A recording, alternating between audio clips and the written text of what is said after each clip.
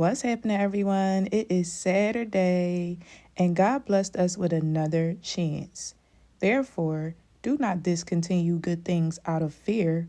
It is time to pick up where you've left off. Welcome back to Safe Space Saturdays. My name is Vanessa Jackson, and today we're going to be talking about communication.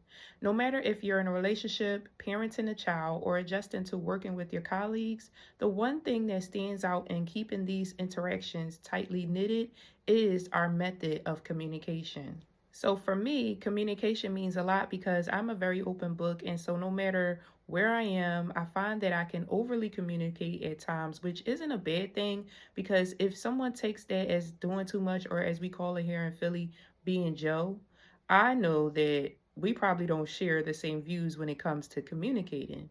Plus, I'm an only child and we tend to talk a lot. Now, there are different limitations in communicating in a relationship than there is with family or coworkers, but I do believe that the one thing that must be known at all times in dealing with people is how you feel. Conviction is real, and if someone is putting off how you feel when you're expressing yourself, especially at the appropriate time, there is a chance that they're convicted by your words as it relates to them.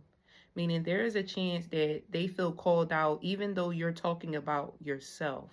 God is so good that He weaves people like this out of our lives, especially when we have discernment. And you don't want people in your life who aren't true to themselves or can't handle the truth anyway. You don't want those type of people in your life. Communicating effectively is very important. And when you know someone for a long time, when you've known someone for like since kindergarten or like, way 20-year friendships, it's not always easy to make the transition on a higher scale of communicating as you grow. I believe that if you've known someone since elementary school or high school, and you're now in your older years, like your late 20s, early 30s, even late 30s, then communication shouldn't be about the latest wear or music genre. Instead, it should be more like, how did you grow up? Or are you interested in trying new foods with me? Or, breaking barriers of questions that you want to know about that person, because the ice is always breaking continuously when you're evolving in any relationship. So, how do you know if someone has poor communication skills? By disassociation. I found when people disassociate during a conversation, they're usually going into a space in their mind on how to go against what you're saying or ignore what you're saying completely by changing the subject. People who disassociate don't seem engaged at all to give or receive healthy feedback based on the conversation. People who disassociate seem to be out of touch with reality, and I don't think it's talked about enough as it relates to having healthy communication skills. When I encounter people that disassociate while I'm talking to them, it makes me wonder what their motive is for even keeping up with me. Like, why are we even trying to establish more of a longevity and friendship or whatever ship if you're going to disassociate? That meaning we can probably only talk about certain things. Like, have you ever had something in common with somebody, and when you talk about those things it's fine, but when you shift to a different subject they start to disassociate? There has been times in my past that I've disassociated, and this is how I was able to identify it in others once I was able to heal from it and want a better communicative life for myself, on top of like differentiating, like, well, I do talk a lot. Well, but what I'm saying is should be important. So this is this disassociation. So, moving forward, I don't let the thoughts of the why linger for too long, because I believe that all relationships are formed by God because He has use of us that sometimes we don't understand.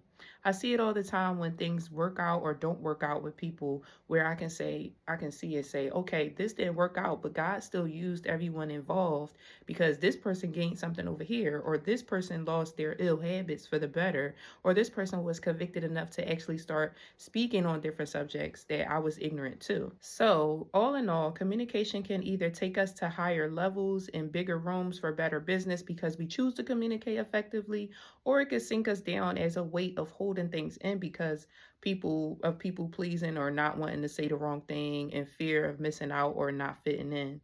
Comment down below what communication means to you, and I will see you guys in the next episode. If you made it to the end of this week's episode in Safe Space Saturdays, picking up where you left off, I want to say thank you so much for tuning in. Thank you for engaging. And I want to let you guys know that I do want to give you guys a chance to connect. If you're interested in having a conversation with me during Safe Space Saturdays, picking up where you've left off, you can put your inquiry in via email, which is discoveredandknown.2020@gmail.com, and we can discuss whether it would be over the phone or on a Zoom.